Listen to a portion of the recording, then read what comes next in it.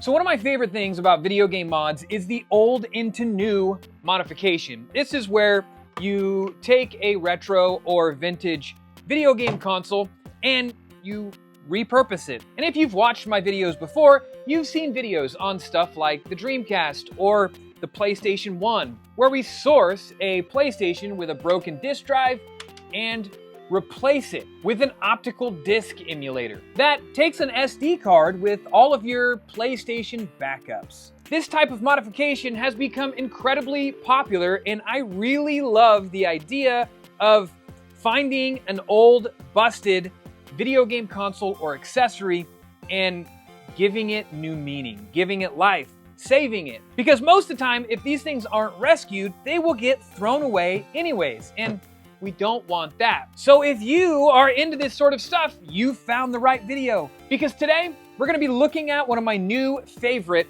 retro repurposing mods using one of these guys. This one really blew me away. And trust me, there's more than meets the eye. So let's take a look, shall we? So over the last year, I started following this Instagram account. It's a gentleman who goes by the name Marky Pie.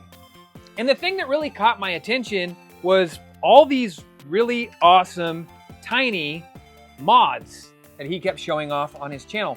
Most of them featured a VMU. And at first, I really didn't understand exactly what it was until I took a closer look and realized it was this guy right here. And I'm just gonna read you a little blurb from his page that explains this in his words.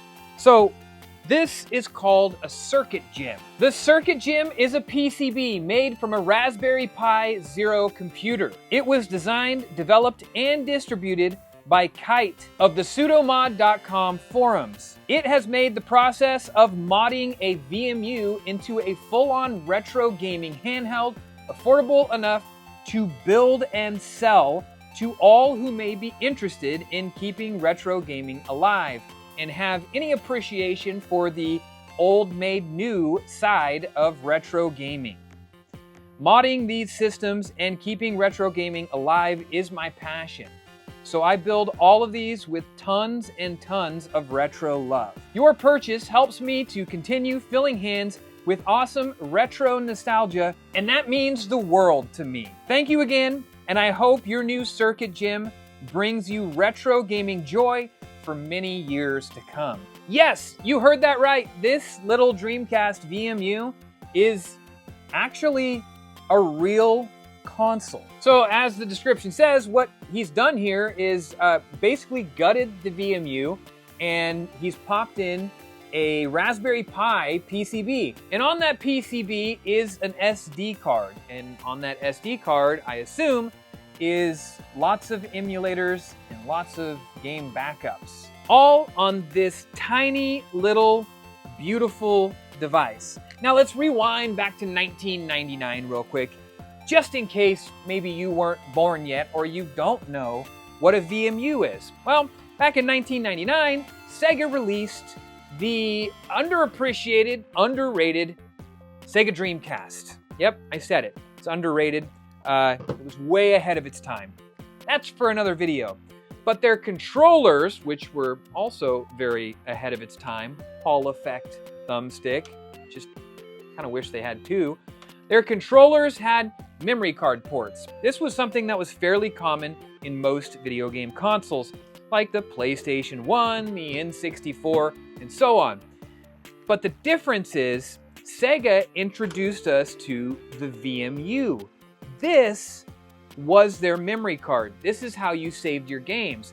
Sega came up with the idea to put a screen, a little D-pad, and some buttons on this thing. And what that did is, when you popped it into your game controller, a lot of the Dreamcast games would come with like sub-games that you can load onto your VMU, and then you could take your VMU with you to your friend's house because, you know, your game saves are on here.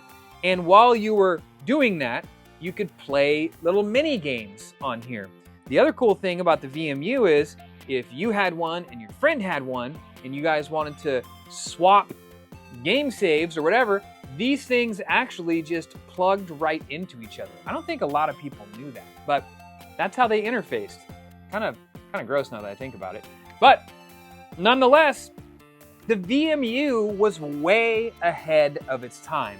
It was a really, really cool device. And to this day, there's still quite the community, as you can see, for the Dreamcast VMU. They came in tons of colors. This one's even a Godzilla edition.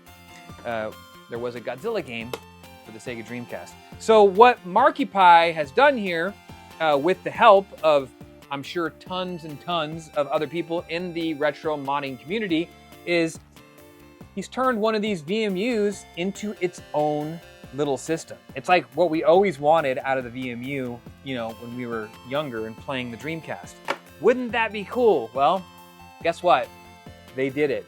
And I'm sure you're asking, like, what possibly could be loaded on here? So let's come on in closer and take a look at what exactly is on this little VMU. All right, so first off, let's take a real close, good look at the build in this thing.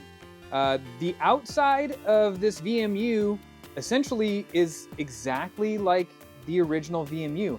Nothing has been changed with one exception. The back of it now has these little buttons here. These are actually the shoulder buttons to play Game Boy Advanced games. Now under the hood here is where all the goodies are. This is where your power supply port is, where you charge it. And then on the back here, you can see the SD card. And this little top slot here is also where the power is.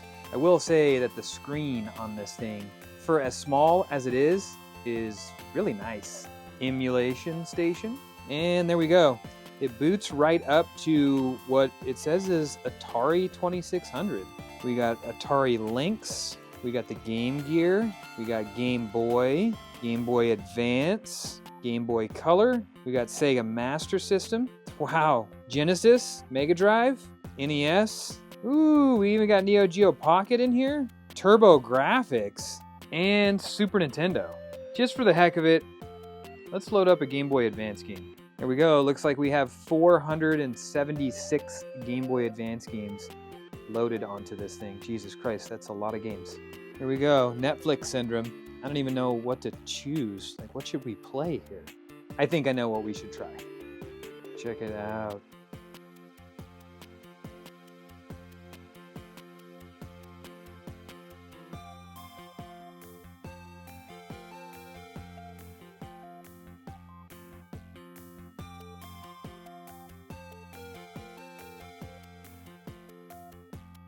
Now, all right, it would be criminal to not load up one more game.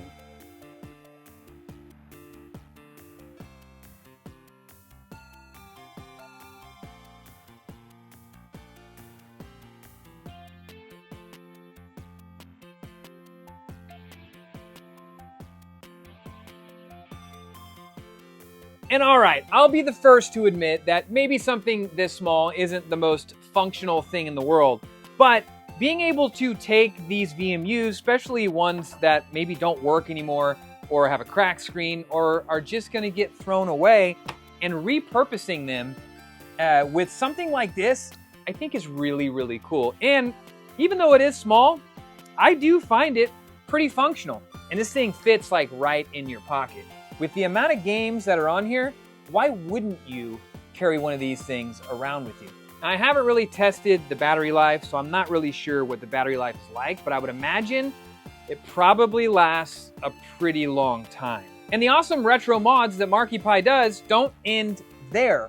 There is all kinds of cool stuff that he is posting on his channel. I highly suggest you hop over to Instagram and follow it, Marky_Pi.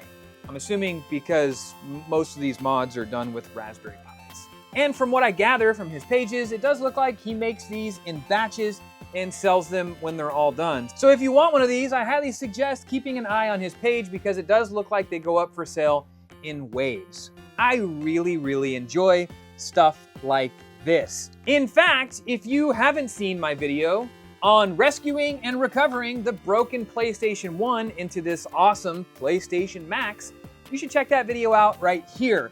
Oh, and while you're at it, maybe subscribe to the channel right here so you don't miss videos about stuff like this in the future. And until then, enjoy the journey.